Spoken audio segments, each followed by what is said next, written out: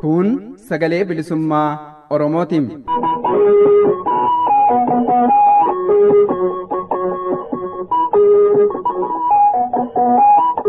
Sagaleen bilisummaa Oromoo dambalii gabaabaa meetir baandii 19 kiiloo heerzii 15,420 irratti jimaataa fi dilbata galgala sa'aatii 8 haga sa'aatii 8 walakkaatti afaan Oromootiin roobii ammoo galgala sa'aatii 8 haga sa'aatii 9tti afaan Oromootiin wal duraa duubaan qophiilee dabarsuu amma jalqabama. Kun sagalee bilisummaa Oromootiin.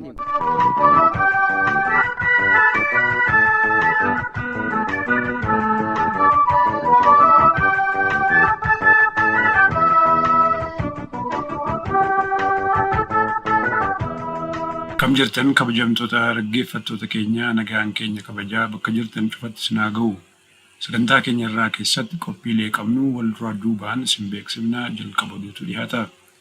Jijjiiramni iddoo dhabiinsa haqaa sirrii hin taasisu mata duree jedhu jalatti adda bilisummaa Oromoo amajjii 8 bara 2023 ibsa baasee jira. Ibsa dhaabaa kana oduttaan sun gama keessaniin geenya. Haala rakkoo namoomaa beelaa fi gogiinsa godinoota Gujii fi Booranaa keessaa irratti gabaasa arganne immoo taansuun isinii dhiyeessina. Jalqaba irraa hanga dhumaatti nu faana turaa isiniin jecha gara oduutti isin dabarsina.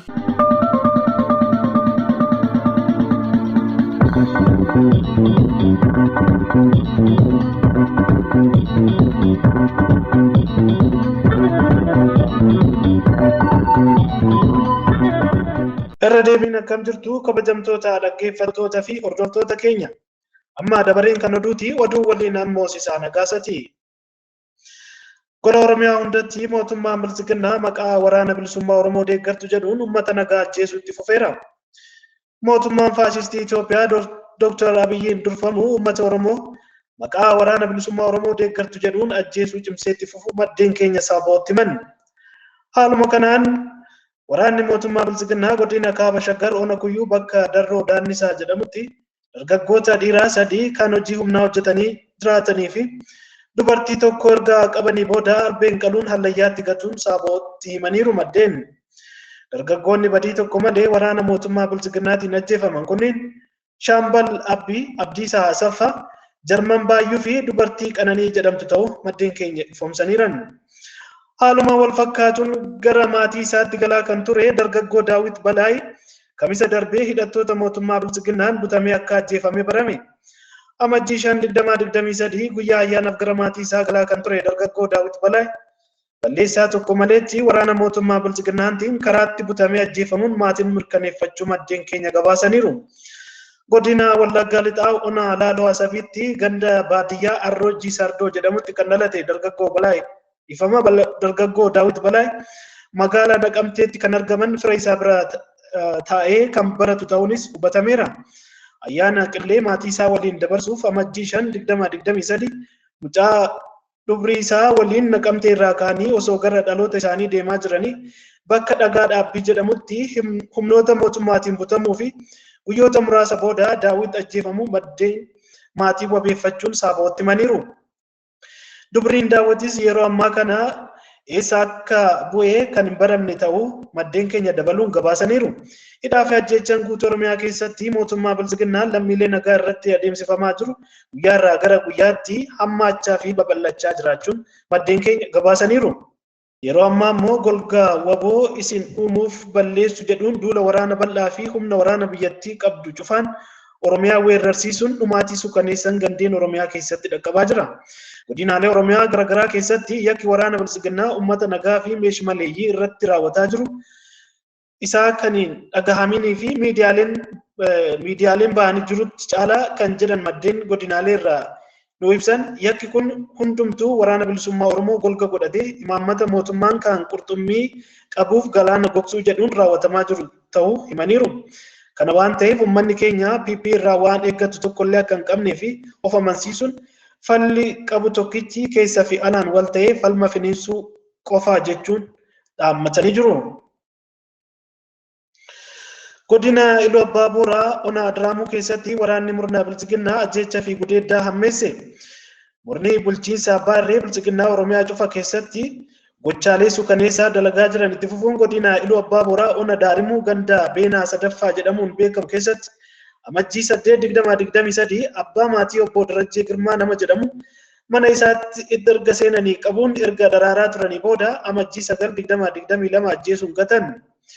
Reeffi isaa guyyaa guutuu turuun hawaasni naannoo awwaaluuf yeroo gaafatutti qarshii 10,000 du'a irratti kaffalchiisuun reeffa kennuu diduun maddeen keenya gabaasaniiru. Obbo Darajjeen dubartoota 2 fuudhee kan jiru yoo ta'u maatii sana hundaan isin deeggartoota waraana bilisummaa Oromooti jechuun guyyaa isaan qaban haadha warraa isaa lamaanuu qabanii namoota 10 ol dabareen itti wal darbuun gudeeddii irratti raawwachuun himameera. Sababa kanaanis yeroo ammaa haadholiin manooliin isaan lamaanuu dhiibbaa fayyaa isaanirra ga'een mana yaalaa godina Iluu Abbaa Booraa magaalaa Mattuutti yaalamaa jiru. Dubartoonni gochi kun irratti raawwatame maqaan isaanii Immootish Asaffaa fi Raayil Sisaay kan jedhamanidha. Immootish haadha daa'ima lamaati, Raayil immoo haadha daa'ima tokko ta'uu maddeen keenya gabaasaniiru. Oduu biraatiin rakkoon nageenyaa naannoo Gujii gargaarsa danqaa jiraachuu jaarmiyaan mootummootaa beeksise. Jaarmiyaan mootummootaa biiroon dhimma gargaarsa namoomaa rakkoon nageenya Oromiyaa gama kibbaatti mul'ataa jiraachuu ibsee rakkoon kun ammoo gargaartotaaf miidhaan gargaarsaa akka hin geenye danqaa jira jedheera. Dhaabbatichi ibsa amajjii 5/2023 baaseen ammas lakkoofsi namoota gargaarsa fidanii kan naannoo Oromiyaa keessaa guddaa ta'uu ifoomsee jira.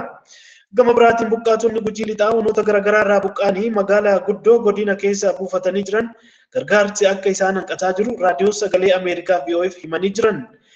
Dhaggeeffattoota keenya odoo yeroo kanaaf qabne kanumaati qophiilee keenya saabaa wajjin turtii gaarii isiniin jenna.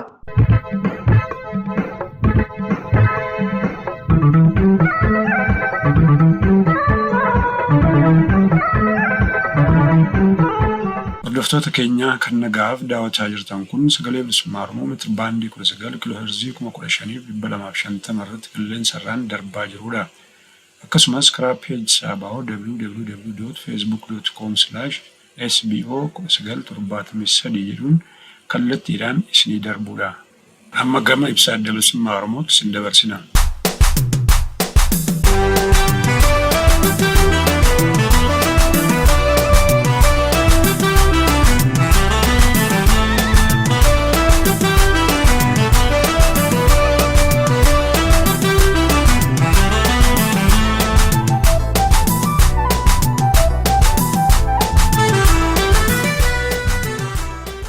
Jijjiiramni iddoo dhabiisa haqaa sirrii hin taasisu. Ibsa ABO amajjii 8/2023. Ajjeechaan waggootaaf Oromiyaa mancaasaa ture achiis kaaba Tigraayitti ce'ee amma immoo humna guutuun gara kibba Oromiyaatti fuula naanneeffatee jira.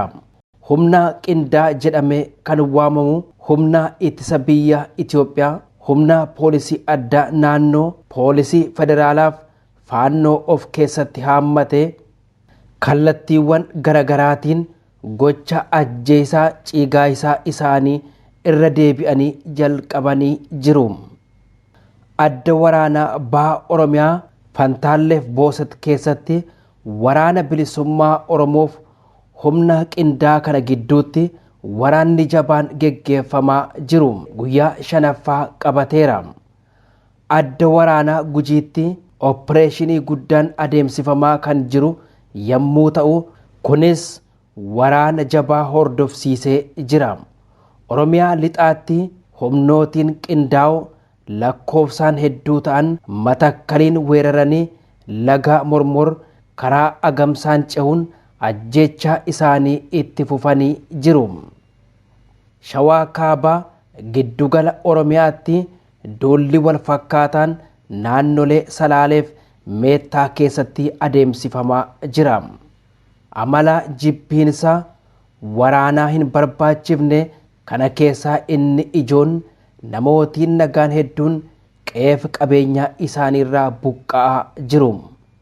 Dubartoonni daa'immaniif maanguddootiin nyaata manaa fi namooti miidhaan irra ga'e yaala tokko malee dirree irratti hafaniiru. Gara jabinni qaamolee qindaa'oo kanneeniin daangaa darbee jira.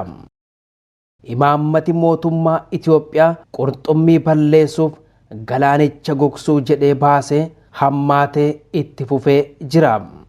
Ajjeechaa kanas yaaddessaa kan taasisu taateen kun hundi kan hoogganamuuf qindaa'u humna alaa humnoota ittisaa Eertiriyaa kanneen kaaba biyyattii keessatti gocha hammeenyaa raawwachuun beekamanidha. Michuuwwan biroo ammoo dirooniif teeknooloojii tikaa dhiyeessaa jiru. Mootummaan Itoophiyaas qaamolee alaa kanneen daangaa seeraan beekamee aangoo guutuu eegumsa taasisuuf itti qabna jedhanitti humnoota alaa kanneen affeeree sarbaminsa mirgaa namoota olaanaan akka qaqqabu gocha isaanii itti gaafatamummaa guutuu fudhata. Humnootiin alaa kanneen affeeree sarbaminsa mirga namoomaa olaanaan akka qaqqabu gochuu isaatiin itti gaafatamummaa guutuu fudhata. Waraanni kun ji'oota itti aanan keessatti akka jabaatee itti fufuu karoorfamuu gabaasaaleen amanamoo ni mul'isu. Haleellaa raawwatamuuf karoorfame kanaan namootni miiliyoonotiin miidhaan akka irra gahu ABO'n yaaddoo qabu ni ibsa. Haleellaa xiyyaaraaf meeshaa waraanaa gurguddaa qe'ee jireenyaa uummataa nagaa keessatti fayyadamuun buqqa'insaaf akkasumas miidhaa olaanaaf saaxiluun uummata balaa hammaataa irraa buusa. Kanaafuu ABO'n irra deebi'ee mootummootni naannolee Itoophiyaa humni addaaf milishaan isaanii waraana kanatti akka hirmaataniif akka hin ergine irra deebiin waamichaa taasifna. Lixa Oromiyaa Bagii keessatti torbee darbe qofa lammiilee nagaa 27 ol ta'an humna addaa naannoo Beenishaanguliin ajjeefamuu isaaniitiin gabaasaan qabatamaan ABO qaqqabee jira.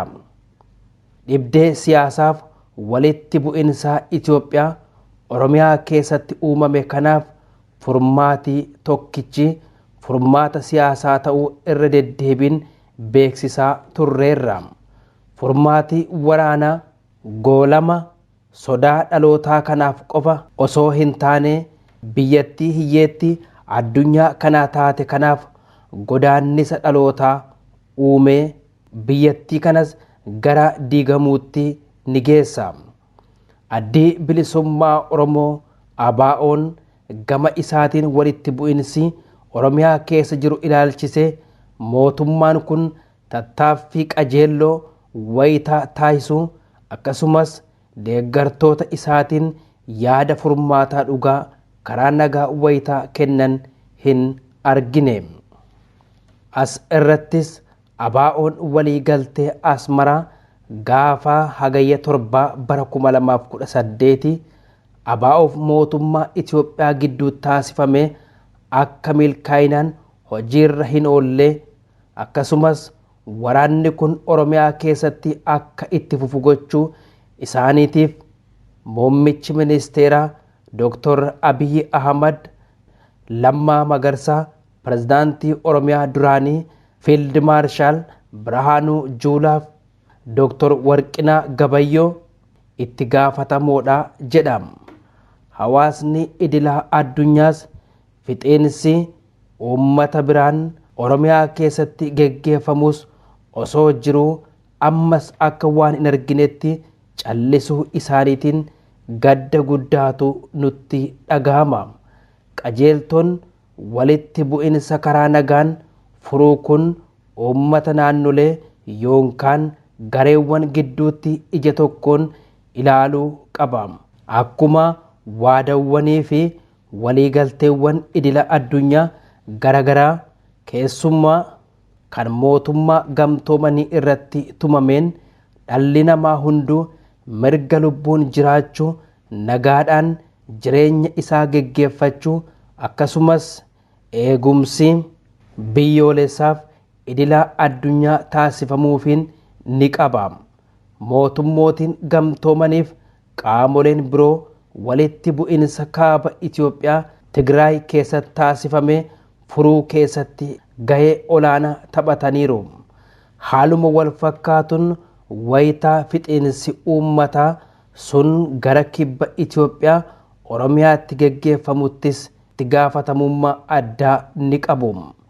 Kanaafuu mootummaan gamtoomanii mootummaan Riippubilika Keeniyaa, Afrikaa Kibbaa, Gamtaa Awuroopaaf Gamtaa Afrikaa dabalatee hawaasni idila addunyaa dhangala'uu dhiigaaf buqqa'insa namoota nagaa kanneen akka dubartootaa, daa'immaniif maanguddoota Oromiyaa keessaa akka dhaabsisan waamicha taasifna. Injifannoon uummata bal'aaf adda bilisummaa Oromoo amajjii 8 bara 2023 Finfinnee. Arda banko sore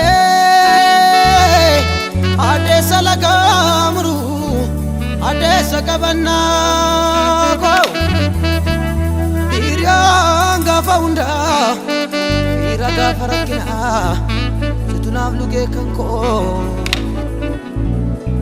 arida laluluku urufan katamra kesatu gafati Erka sorte abdadu lafa dirana fini aboro bari kai aboro bari kai aboro bari kai aboro bari kai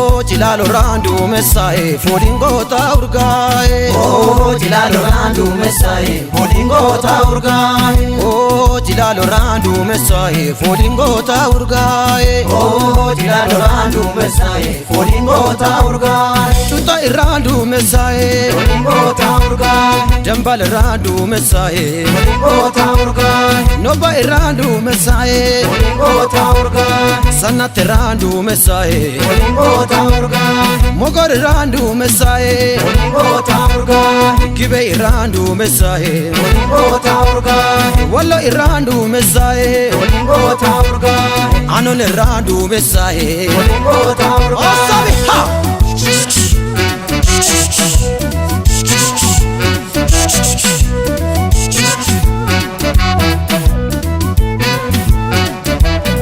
Ya jole ya di romalo lumni yuye imbatualo Ya jole ya di romalo lumni yuye imbatualo Ya jole ya di romalo lumni yuye imbatualo Ya jole ya di romalo lumni yuye imbatualo Dale adale dale adale Adesa kabata dale adale Ule laga mure dale adale Erono of kalchi dale adale Ayamte on ture dale adale Aranga mal mukha dale adale Mukha ka majru dale adale Omona abdadu dale adale Nayamna non ture dale adale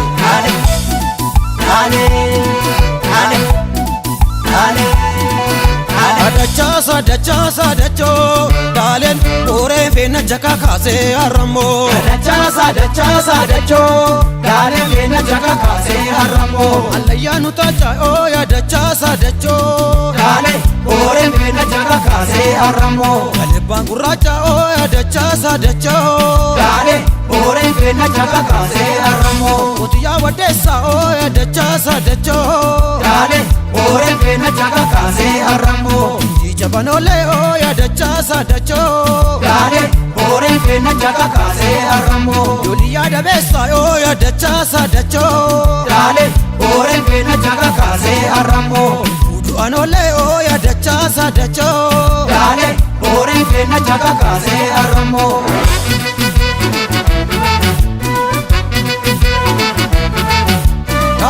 dale Adesa kabata dale Ule laga mure dale Erono of kalchi dale Ayamte on ture dale Aranga mal afaan mukaa daalee adaale muka qaama jiru daalee adaale Oromoo na abdadhu daalee adaale na yaamna noon ture daalee adaale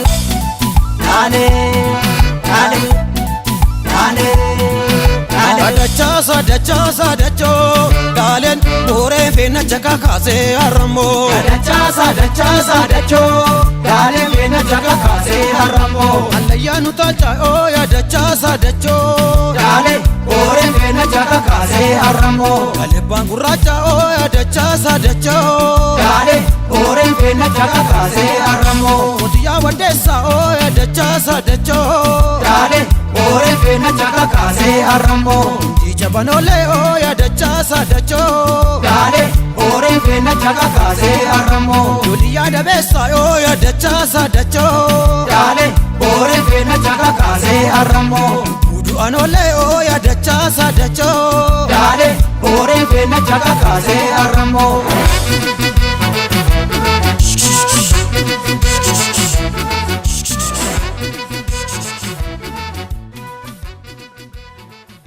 Hordoftoota keenya ammallee qophiin keenya itti fufa. Godinoota Gujii fi Booranaa keessatti beelaaf gogiinsa uumamerraa miidhaan uummataaf horii irra gahaa guddaadha. Har'allee uummanni hedduun beelaaf saaxilamee gargaarsa barbaada. Hir'inni nageenyaa jiru rakkoo godina Gujii keessaa hammeessuunis ibsameera. Kana irratti gabaasa arganne akka itti aanutti isiniif dhiyeessina nu wajjin tura.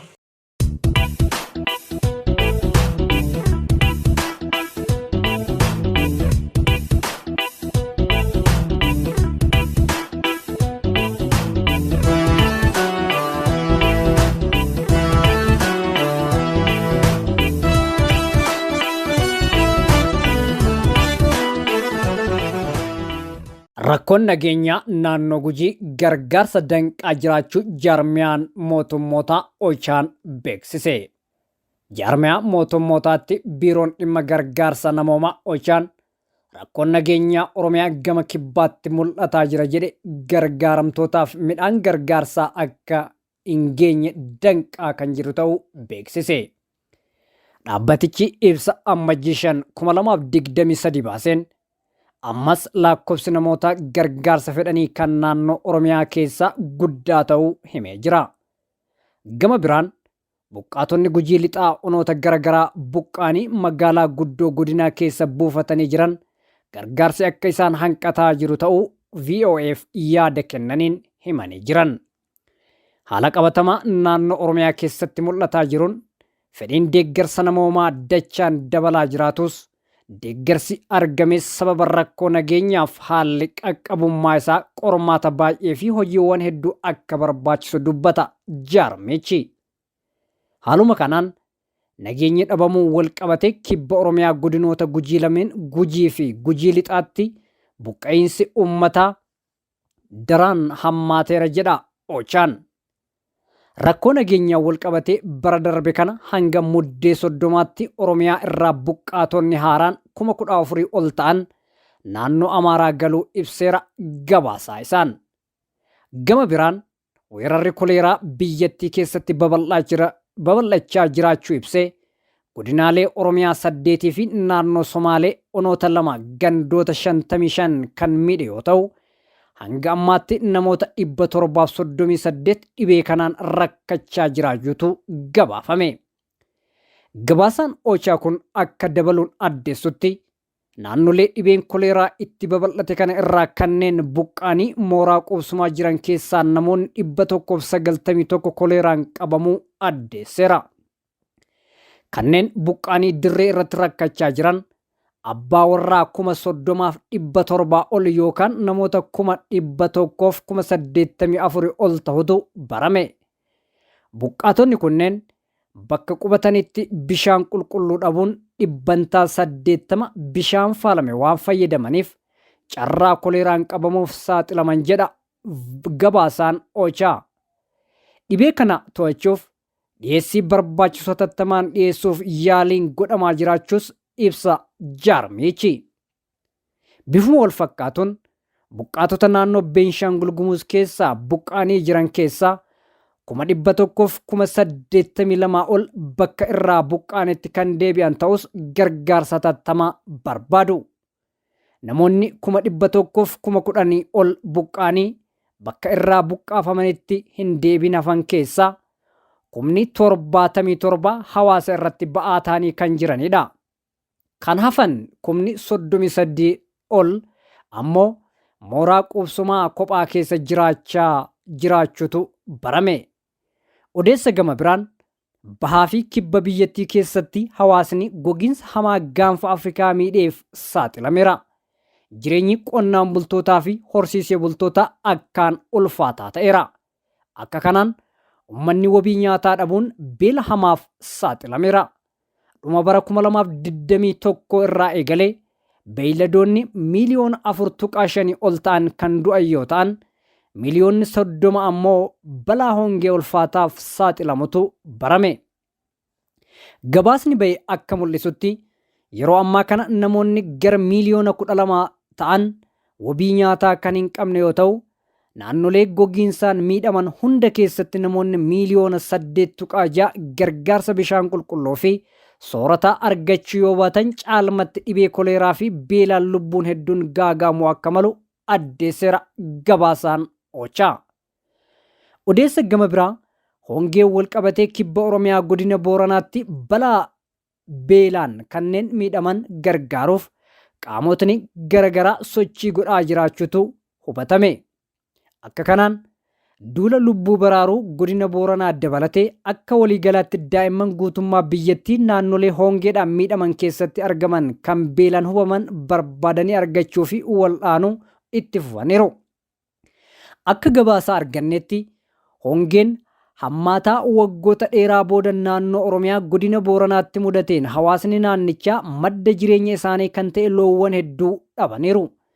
Namoonni 100,000 lakkaa'aman keessumaa dubartootaa fi daa'imman qe'ee isaanii dhiisanii godaanuuf dirqamaniiru. Hongeen kun lakkoofsi daa'immanii du'anii fi hanqina nyaataatiin hubaman akka dabalu taasiseera. Biiroon fayyaa godina Booranaa akka ibsetti fulbaana 2022 keessa daa'imman 1,000 ol ta'an hir'ina midhaan nyaataa hammaataatiin hubaman kan wal'aanaman yoo ta'u, lakkoofsi daa'imman kanneenii kan bara darbee ji'a wal fakkaataa keessa ture dachaa 3 dabaleera jedha. Rakkoon kun dabalaa waan jiruuf duula barbaaduu fi wal'aanuu jedhuun hojiin lubbuu baraaruu daa'imman godina Booranaa keessatti hir'ina nyaataatiin hubaman adda baasuu fi wal'aanuu gandootaa fi mooraa buqqaatotaa keessatti hojjetamaa jira jedha gabaasaan bahe. Kanumaa waliin dhaabbanni UNICEF tumsa mootummaa fi gargaarsa maallaqaa mootummaa Saudi Arabiyaa irraa argameen duula namoota beelaan kanneen gargaaruun deeggaraa jira. Akka fakkeenyaatti daa'ima ji'a 8 kan taate Lattuu Dooyyoo kan hir'ina nyaataa hammaataatiin hubamtee buufata fayyaa Dubluq jedhamu kan naannoo Oromiyaa godina Booranaatti argamu keessatti wal'aanamaa jirti. Lattuun gara buufata fayyaa kanaatti kan ergamte erga si'a duraatiif duula barbaaduu fi wal'aanuu jedhu kan UNICEFiin gargaaramuun mooraa buqqaatota Dubluq keessatti talaalamtee boodaadha. Akkuma haadholii biroo sababa hongeetiin buqqaanii haati Lattuu kan Galmoo jedhamtu daa'imti ishee lubbuun ni jiraatti jettee hin yaadne ture. Haa ta'u malee Lattuun hordoffii lammaffaatiin deebitee dhuftee jirti. Ammas miidhaa irra gahe irraa dandamachuuf yaalii taasisaa kan jirtu yoo ta'u, jijjiiramni jiru kan abdii namatti horudha. Erga ulfaatinaa fi mallattoolee biroo qoratanii booda hojjettuun fayyaa Massallechi Warquu jedhamtu nyaata torbaan tokkoof ta'u kan Lattuun akka dandamattuuf gargaaru Galmoodhaaf kennite.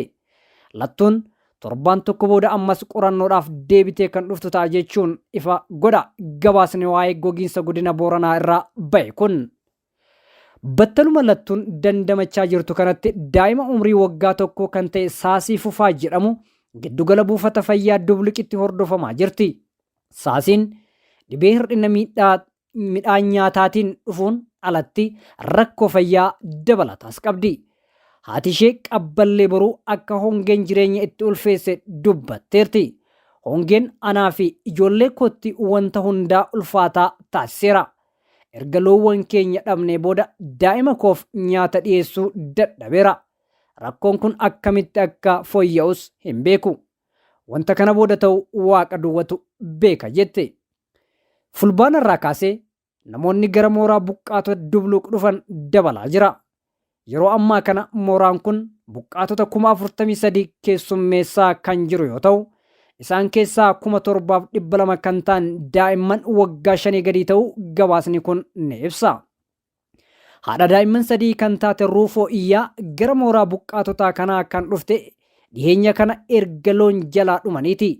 Daa'imni ishee duraa kan Obsaa jedhamu kan dhibee hir'ina nyaataatiin qabame hojjettoota duula lubbuu baraaruutiin wal'aanamaa jiraachuunis hubatameera.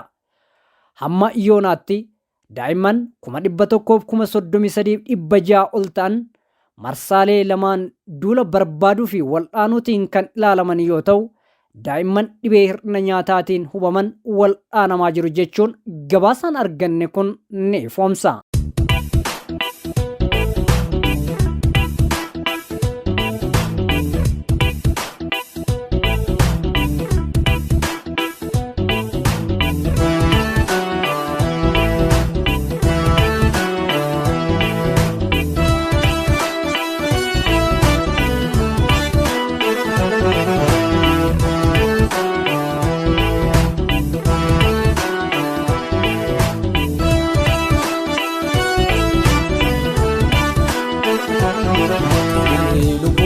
Fani makumokati isinara sobabe isinara somni kena desu somni nampa yesu isinara sobabe isinara iyam sabakotuna funda garara ochi makokutu duka mokati se anima bukharara anima bukharara Anima Bukharara, Anima Bukharara.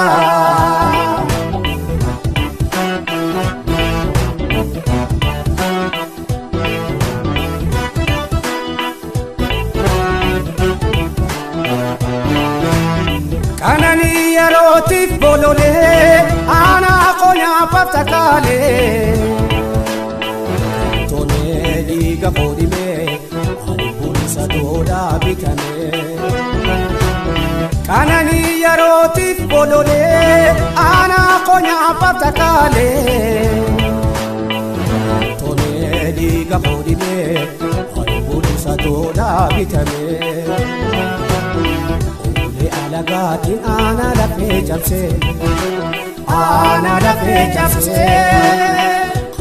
Odi kulli kimsasase Kimsasase Jireenyaan fedhuu qaanii nuuf kaase Jireenyaan fedhuu qaanii nuuf kaase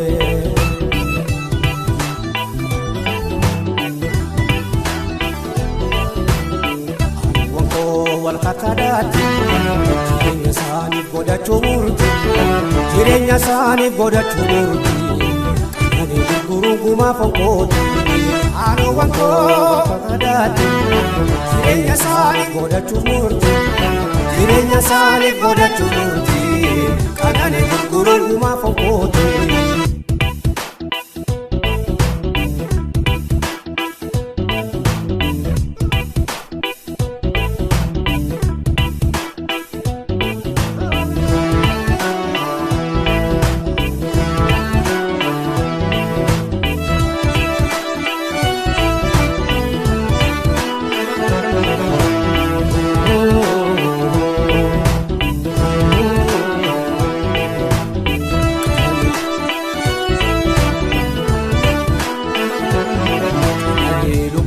Anima kumokati isinara sobabe isinara susomni tenandi susomni nampai yesu isinara sobabe isinara iya sabakotuna hunda garara ochi makokutu duka mokati se anima bukharara anima bukharara Anima Bukharara, Anima Bukharara.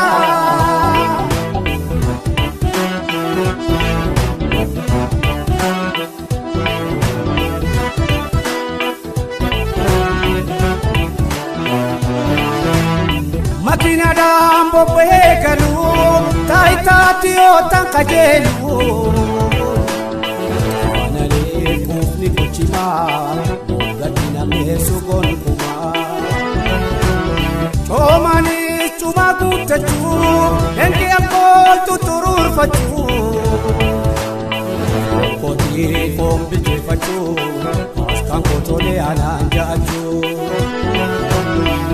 Olirraa yoo dhiite barniin jibbamaa Barniin jibbamaa Malee muramuu didee hayyamaa Didee hayyamaa Biyyaaf sabaafi yoomiyyuu falmaa Biyyaaf sabaafi yoomiyyuu falmaa